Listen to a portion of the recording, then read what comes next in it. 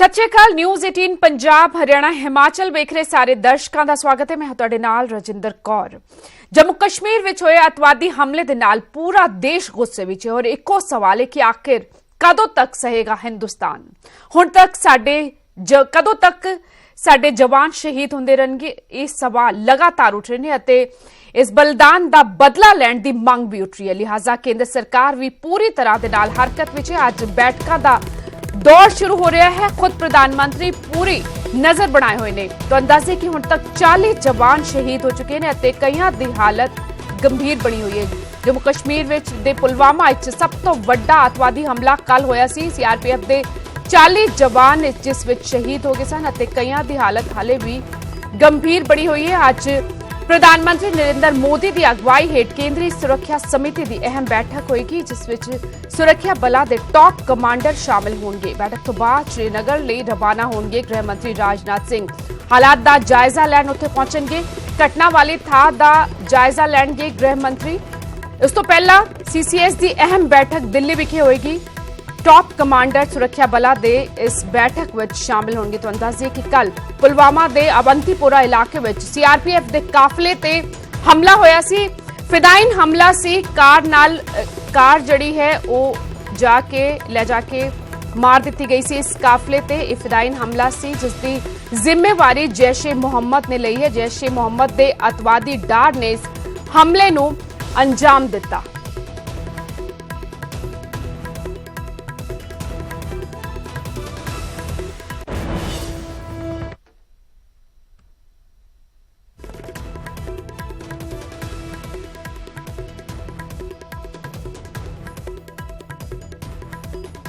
CRPF के 40 जवान हाले तक शहीद हो चुके ने। 5 तस्वीरां तुहाडी टीवी स्क्रीन ते सीआरपीएफ के काफले नूं किस तरह निशाना बनाया गया है तस्वीरां तुसीं वेख सकदे हो। कल जम्मू तो श्रीनगर लिए रवाना होया सी सीआरपीएफ का काफला। 70 तो वध गड्डियां इस काफले विच मौजूद सन अते 2500 तो वध जवान इस काफले विच मौजूद सन जदों इस नूं निशाना बनाया गया। जम्मू कश्मीर के एडिटर मनोज कौल इस वक्त साडे नाल फोन लाइन ते जुड़ चुके ने। मनोज जी, इस वक्त क्या हालात वहां पर नजर आ रहे हैं? 40 जवानों की शहादत की पुष्टि हुई है, कितने अभी भी गंभीर हैं? हालात है अभी काफी जो एरिया है वहां अभी भी कॉर्डन ऑपरेशन चल रहा है कई एक इलाकों में। और साथ ही जो सुरक्षा बल है उनकी मीटिंग्स वगैरह भी आज रिलेटेड हैं। जैसे आपने कहा कि नरेंद्र मोदी कैबिनेट कमेटी की जो सुरक्षा समिति है उसमें उसकी ये मीटिंग लेंगे और साथ ही गृह मंत्री राजनाथ सिंह भी आएंगे और वो श्रीनगर में बहुत जो जितने भी यहाँ सिक्योरिटी एजेंसीज हैं, चाहे आर्मी है, सीआरपीएफ है या फिर बाकी जो सिक्योरिटी एजेंसीज जो एंटी मिलिटेंसी ऑपरेशंस में यहाँ रहती हैं जम्मू कश्मीर पुलिस से समेत, तो उनकी एक बैठक लेंगे और ये देखा जाएगा कि ये जो हमला हुआ है कि किस तरह हमला ये किया गया, क्योंकि एक बहुत बड़ा हमला है। आज तक जितने भी हमले हुए हैं जो मिलिटेंसी अगर हम देखें बात करेंगे पिछले 30 साल से जो चल रही है, लेकिन उसमें सबसे बड़ा हमला ये माना जा रहा है क्योंकि जिस तरह से ये फिदाइन अटैक हुआ और 40 से ज्यादा जो हमारे पास इंफॉर्मेशन है 42 के करीब जो है सीआरपीएफ के जवान इस पे शहीद हो चुके हैं। तो इस हमले को बहुत ही गंभीरता से लेते हुए केंद्र से लेके राज्य तक जो मीटिंग्स का दौर आज दिन भर जारी रहेगा और ये सुनिश्चित किया जाएगा कि ऐसी रणनीति अपनाई जाए ताकि इस तरह के जो हमले हैं आतंकी दोबारा ना कर सके। जी राजेंद्र कौर। मनोज, किस वक्त तक गृह मंत्री वहां पहुंच सकते हैं जायजा लेने? कुछ जानकारी मिल पाई हो? अभी पूरी जानकारी नहीं मिल पाई है वो कब आएंगे, लेकिन ये जरूर हमें सूत्रों से पता चला है कि जो गृह मंत्री का जो पटना का विजिट था आज उन्होंने वो कैंसिल कर दिया और उसके बाद वो श्रीनगर पहुंचेंगे और लगभग 10 बजे के आसपास शायद वो यहाँ पर आ सकते हैं श्रीनगर में। हालांकि कभी पूरा जो टाइम शेड्यूल है वो हमारे पास नहीं आया, वो उसको शेयर नहीं किया गया है, लेकिन वो यहाँ आएंगे और हम एक मीटिंग लेंगे जैसे मैंने कहा कि ये पूरा जो जायजा लिया जाएगा कि किस तरह से ये हमला हुआ है और आगे किस तरह की रणनीति अपनाना पड़ेगी सिक्योरिटी फोर्सेस को, सुरक्षा बलों को, ताकि मिलिटेंटों के इस तरह के जो प्लान है उनको विफल किया जाए। जी शुक्रिया मनोज इस तमाम जानकारी के लिए। सीधा रुख करते हैं दिल्ली का। शंकर आनंद हमारे साथ हमारे सहयोगी जुड़ चुके हैं। शंकर, किस वक्त अहम बैठक होने जा रही है सीसीएस की और क्या कुछ अभी तक जानकारी मिल पाई है? देखिए, इस वक्त मैं गृह मंत्री राजनाथ सिंह के आवास पे हूँ, जहाँ पे आज काफ़ी महत्वपूर्ण बैठक होनी है और उसके बाद आज गृह मंत्री राजनाथ सिंह श्रीनगर भी जाएंगे और इसके साथ ही सीआरपीएफ के डीजी आर भटनागर वो भी श्रीनगर जाएंगे। कल देर रात तक आर भटनागर दिल्ली पहुंचे, हालांकि वो भी लखनऊ में थे, उसके बाद वो यहाँ पे कल देर रात पहुंचे हैं। तो आज तकरीबन 10:30 से 11 बजे के लगभग में सीआरपीएफ के डीजी आर भटनागर श्रीनगर के लिए रवाना होंगे। इसके साथ ही सीआरपीएफ के जो वरिष्ठ अधिकारी हैं वो भी यहाँ से रवाना होंगे। आज वहाँ पर श्रीनगर में जाने के बाद वहाँ पर एक जो सीआरपीएफ के तमाम वरिष्ठ अधिकारी हैं उनके साथ में उनकी मुलाकात होगी और उसके बाद इस बात का जायजा लिया जाएगा कि जो मौके पे किस तरह से वहाँ पर आतंकी ने वहाँ पर जो आतंकी वारदात किया है किस तरह से किया, इसके बाद आगे का एक्शन क्या होना है, रोल ऑफ एक्शन जो है वो क्या होना है, इस मामले में महत्वपूर्ण चर्चा होगी।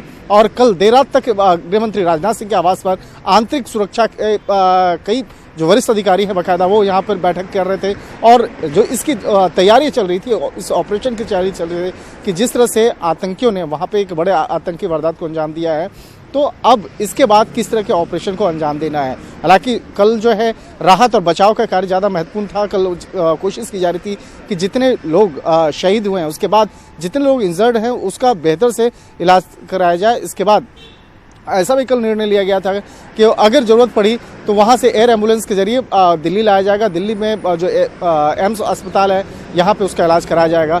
तो अभी आधिकारिक तौर पर 8 से 11 जो जवान हैं उसके इंजर्ड होने की बात कही जा रही है और उसमें से कुछ जवानों को श्रीनगर से दिल्ली भी लाया जा सकता है। दिल्ली में जो एम्स अस्पताल है वहाँ पे इलाज किया जाएगा। और अगर बात करें जिस तरह से ये आतंकी संगठन जैश ए मोहब्बत ने इस आतंकी वारदात को अंजाम दिया है, तो इसके खिलाफ किस तरह से एक ऑपरेशन किया जाए, किस तरह से बाकायदा वहाँ पे पूरा कार्रवाई की जाए, इस मसले पर आज भी काफ़ी महत्वपूर्ण बैठक होने वाली है।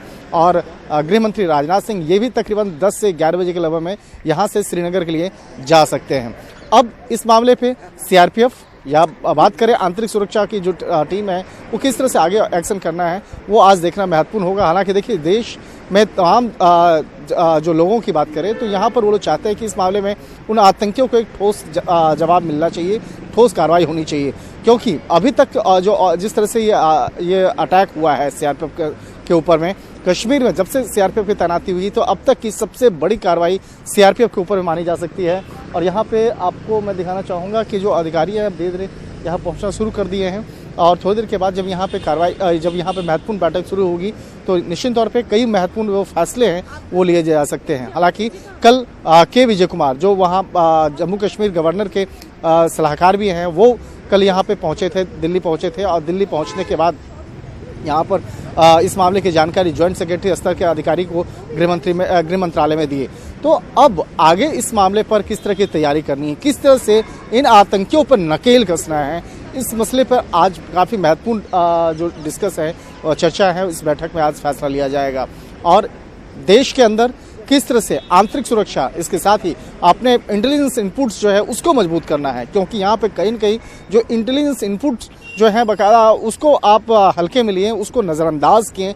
शायद इसी का तकाजा है कि इतना बड़ा एक आतंकी वारदात होता है, क्योंकि इस मामले पे 8 फरवरी को एक आईबी का एक इनपुट था और 8 फरवरी को बाकायदा उस दिन कहा गया था कि इस तरह की चीज़ें हो सकती हैं। तो 8 तारीख की जो इंटेल रिपोर्ट है इस बात का जारी करती है कि इस मामले में जानकारी दी गई थी लेकिन उसको नज़रअंदाज किया गया था। नज़रअंदाज करने का भी यहाँ पे एक चीज़ था कि आप 78 गाड़ियों के काफिला पे जा रहे हैं, वो तकरीबन 2500 से ज़्यादा जो सेना के जवान हैं, सीआरपीएफ के जवान हैं वो एक साथ थे। तो उनको हो सकता है कि इस मामले में ओवर कॉन्फिडेंस हो कि इतने जवान एक साथ में हैं, लेकिन यही कॉन्फिडेंस जो है और वो जो इंटेल रिपोर्ट है उसको नज़रअंदाज करना भारी पड़ गया, जिसके चलते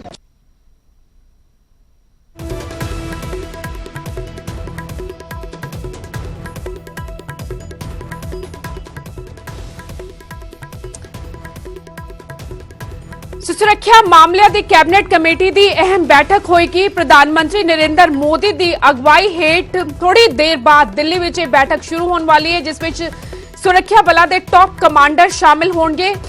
गृह मंत्री राजनाथ सिंह भी इस बैठक में शामिल होंगे। उस तो बाद गृह मंत्री राजनाथ सिंह श्रीनगर ਲਈ रवाना होंगे ਅਤੇ ਉੱਥੇ ਜਾ ਕੇ ਹਾਲਾਤ ਦਾ ਜਾਇਜ਼ਾ ਲੈਣਗੇ। ਫਿਲਹਾਲ 42 जवान ਜਿਹੜੇ ਨੇ ਉਹ ਸ਼ਹੀਦ ਹੋ ਚੁੱਕੇ ਨੇ। ਇਸ ਅੱਤਵਾਦੀ ਹਮਲੇ ਵਿੱਚ, ਇਸ ਆਤਮਘਾਤੀ ਹਮਲੇ ਵਿੱਚ 42 ਜਵਾਨ ਦੇਸ਼ ਦੇ ਸ਼ਹੀਦ ਹੋ ਚੁੱਕੇ ਨੇ। ਕਈ ਜਵਾਨ ਜਿਹੜੇ ਨੇ ਗੰਭੀਰ ਜ਼ਖਮੀ ਨੇ, ਜਿਨ੍ਹਾਂ ਨੂੰ श्रीनगर तो दिल्ली एम्स लियान की तैयारी की जा रही है, जिथे उन्हां दा इलाज होएगा। पंजाब के 3 जवान इस हमले विच शहीद होए ने।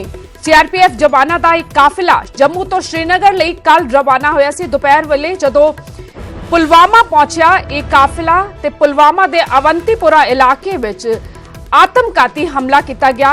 सुरक्षा बलां नूं निशाना बनाया। जैश ए मुहम्मद ने इस अतवादी हमले की जिम्मेवारी ਲਈ ਹੈ। जैश ए मुहम्मद के अतवादी ने कार ਜਿਹੜੀ ਕਿ ਧਮਾਕਾ ਖੇਜ ਸਾਮਗਰੀ ਨਾਲ ਭਰੀ ਸੀ, ਉਸ ਨੂੰ ਲੈ ਜਾ ਕੇ ਇਸ ਕਾਫਲੇ ਤੇ ਦੇ ਮਾਰੇ, ਜਿਸ ਵਿੱਚ 42 ਦੇ ਕਰੀਬ ਜਵਾਨ ਸ਼ਹੀਦ ਹੋ ਗਏ ਨੇ।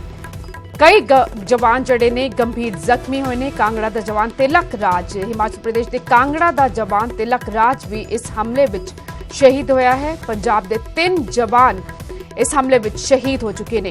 इस तो पहला 2016 विच उरी विच ये तस्वीरां जड़ियां तुसीं वेख रहे हो, 5 तस्वीरां तुहाडे टीवी स्क्रीन ते, उरी विच भी इसी तरह का हमला होया सी 2016 नूं अते तकरीबन 2.5 साल बाद इसी तरह के हमले नूं अंजाम दिता गया। एक बार फिर अतवादी अपने नापाक मनसूबियां विच कामयाब होए। हालांकि सुरक्षा बलां ने, खुफिया एजेंसियां ने जिहड़ा है वो अलर्ट जारी किया सी। तकरीबन एक हफ्ता पहला खुफिया एजेंसियां ने अलर्ट जारी किया सी कि अतवादी किसी वड्डे हमले नूं अंजाम देण दी फिराक विच ने। हुण सवाल ये उठ रहे हैं कि आखिर चूक कित्थे होई, क्योंकि 70 तो वध गड्डियां दा एक काफला सी जिहड़ा कि जम्मू तो श्रीनगर लई रवाना होया सी कि बिना सेंसिटाइज कीते उस इलाके तो इन्हां जवानां नूं निकालिया जा रहा सी। आखिरकार चूक कित्थे होई कि इस दा खामियाजा देश नूं भुगतना पै रहा है। देश दे 42 जवान इस हमले विच हाले तक शहीद हो चुके ने। ये तस्वीरां दिल दहलाउण वालियां एक तस्वीरां ने, पर खच्चे उड़ गए उस गड्डी दे जिस ते हमला होया सी।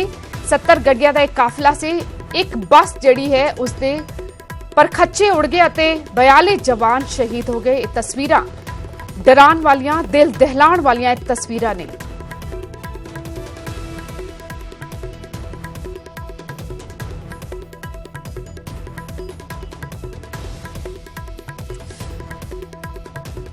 ਹੁਣ पुलवामा अतवादी हमले ते पाकिस्तान का बयान आया है। बिना जांच सानू दोषी ना ठहराया जाए, ये कहना है पाकिस्तान का। हमले की सानू भी चिंता है। पाकिस्तान सरकार ने लगातार जड़े सवाल पाकिस्तान सरकार की तरफ उठ रहे ने, पाकिस्तान वाले पासे जड़े इशारे हो रहे ने, उसनू लैके हुण पाकिस्तान वाले पासों जवाब आया है। पुलवामा अतवादी हमले ते पाकिस्तान ने बयान जारी करके कहा कि बिना जांच सानू दोषी ना ठहराया जाए। हमले की सानू भी चिंता है। तो दस दें कि दुनिया भर में इस हमले की निंदा हो रही है। जम्मू कश्मीर के पुलवामा जिहड़ा अतवादी हमला होया उसकी अमेरिका, रूस और फ्रांस समेत दुनिया भर के कई देशों ने निखेधी की है, अतवाद के खिलाफ एकजुट होकर लड़न लई भी किया है। भारत के नाल खड़िया ये तमाम देशों ने किया है। अतवाद के खिलाफ सबनों मिल के लड़ाई लड़नी होगी, ये भी किया गया है तमाम मुल्कों वाले पासों। अमेरिका ने कड़ी निंदा की है इस हमले की। हुण पाकिस्तान वाले पासों सफाई पेश की गई है, बिना जांच सानू दोषी ना ठहराया जाए, ये कहना है पाकिस्तान का। नाल ये भी किया गया है कि हमले की सानू भी चिंता है। 42 जवान साडे शहीद हो चुके हैं। लगातार सवाल सरहद पार दे मुल्क ते उठ रहे हैं, जिथों लगातार अतवादी गतिविधियां नू अंजाम दिता जाता रहा है। हमले की जिम्मेवारी भी जड़ी लई है वो जैश ए मुहम्मद ने लई है, अतवादी संगठन है। तमाम अतवादी हमलियां नू इस तो पहला भी जैश ए मुहम्मद देश विच अंजाम दे चुकिया है।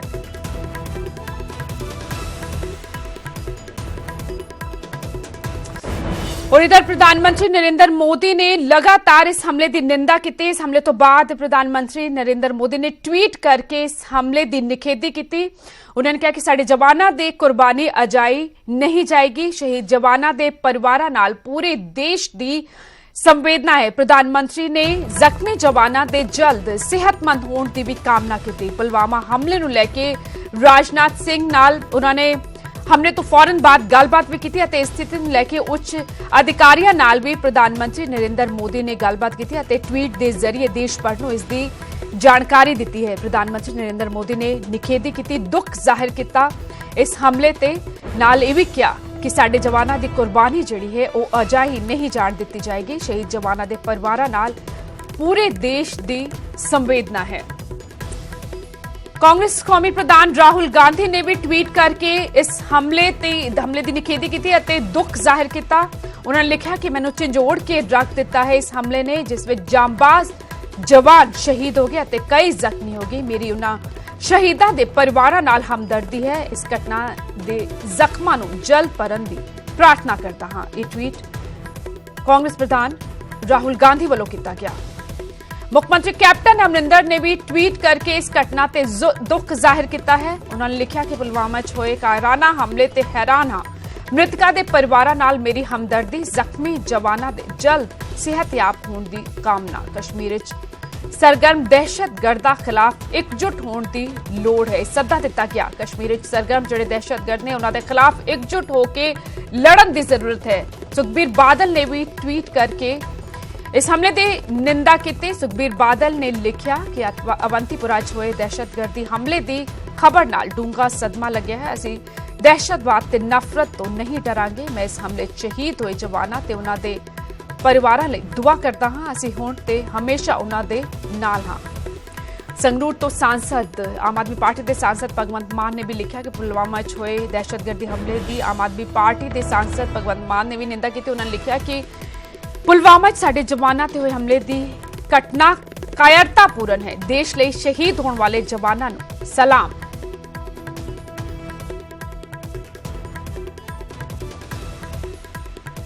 ਕੇਂਦਰੀ ਰਾਜ ਮੰਤਰੀ ਵੀਕੇ ਸਿੰਘ ਵੱਲੋਂ ਵੀ ਟਵੀਟ ਕੀਤਾ ਗਿਆ। ਇੱਕ ਸੈਨਿਕ ਤੇ ਭਾਰਤੀ ਨਾਗਰਿਕ ਹੋਣ ਨਾਤੇ ਇਸ ਹਮਲੇ ਦੇ ਵਿਰੋਧ ਵਿੱਚ ਮੇਰਾ ਖੂਨ ਖੌਲ ਰਿਹਾ ਹੈ। ਸੀਆਰਪੀਐਫ ਦੇ ਜਾਂਬਾਜ਼ ਜਵਾਨਾਂ ਨੇ ਪੁਲਵਾਮਾ 'ਚ ਆਪਣੀ ਸ਼ਹੀਦੀ ਦਿੱਤੀ। ਮੈਂ ਸਲੂਟ ਕਰਦਾ ਹਾਂ ਇਹਨਾਂ ਦੀ ਸ਼ਹੀਦੀ ਤੇ ਨਾਲ ਹੀ ਵਾਅਦਾ ਕਰਦਾ ਹਾਂ ਕਿ ਸ਼ਹੀਦ ਜਵਾਨਾਂ ਦੇ ਖੂਨ ਦੀ ਇੱਕ ਇੱਕ ਬੂੰਦ ਦਾ ਬਦਲਾ ਲਿਆ ਜਾਏਗਾ। ਵੀਕੇ ਸਿੰਘ ਕੇਂਦਰੀ ਰਾਜ ਮੰਤਰੀ ਸਾਬਕਾ ਫੌਜੀ।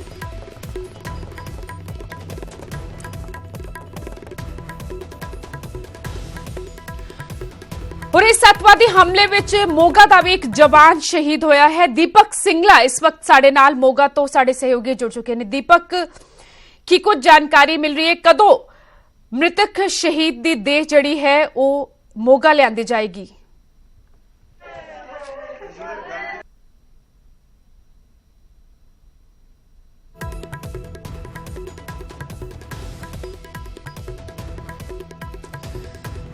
मोगा का एक जवान भी शहीद होया इस अतवादी हमले विच। इस तो अलावा 3 जवान जड़े ने मोगा दे इस जवान समेत 3 जवान इस अतवादी हमले विच शहीद होए ने। शहीदां दे परिवारां विच इस वक्त मातम पसरिया होया है। इंतजार हो रहा है उन्हां दी मृतक देह दा, जिस तो बाद उन्हां दा पूरे राजकीय सन्मानां नाल अंतिम संस्कार किया जाएगा। पर यह जिहड़ा हमला होया है उसके खिलाफ देश भर विच गुस्सा है। दुनिया भर तो आवाज उठ रही है इस अतवादी हमले का मुंह तोड़ जवाब दिता जाए। अतवादी हमले की अमेरिका, रूस, फ्रांस समेत दुनिया भर के कई देशों ने निखेधी की अतवाद के खतरे नाल लड़न लई किया है कि वो भारत के नाल खड़े ने। पुलवामा च वड्डा अतवादी हमला होया दोपहर वेले जदों काफिला सीआरपीएफ के जवानों का गुजर रहा सी। इस ते आत्मघाती हमला किया गया।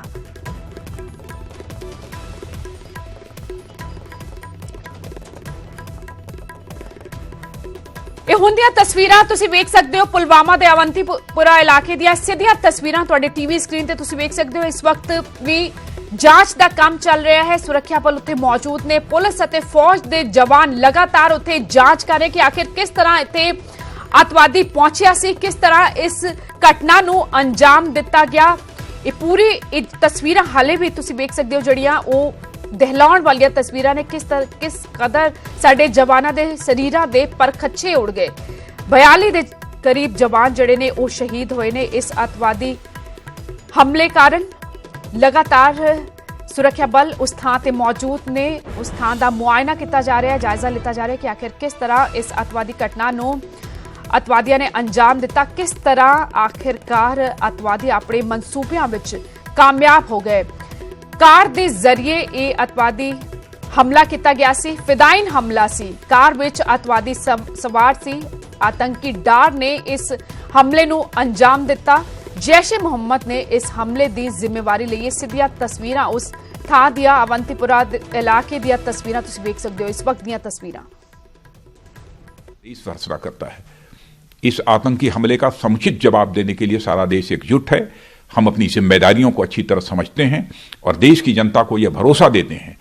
हम शांति और अमन को भंग करने वालों के नापाक मंसूबों को नाकाम करने के लिए पूरी तरह से दृढ़ संकल्पित हैं। जैसे प्रधानमंत्री जी ने कहा, गृह मंत्री जी ने कहा, और वास्तविकता तो यह है कि चूंकि इस प्रकार से दबाव पड़ा है आतंकियों पर और उनके समर्थकों पर पिछले कुछ समय से, so they are on the run, इसलिए ये हताश में इस तरह की कार्रवाई हो रही है। लेकिन जैसे कि सरकार की ओर से कहा गया है कि किसी को बख्शा नहीं जाएगा।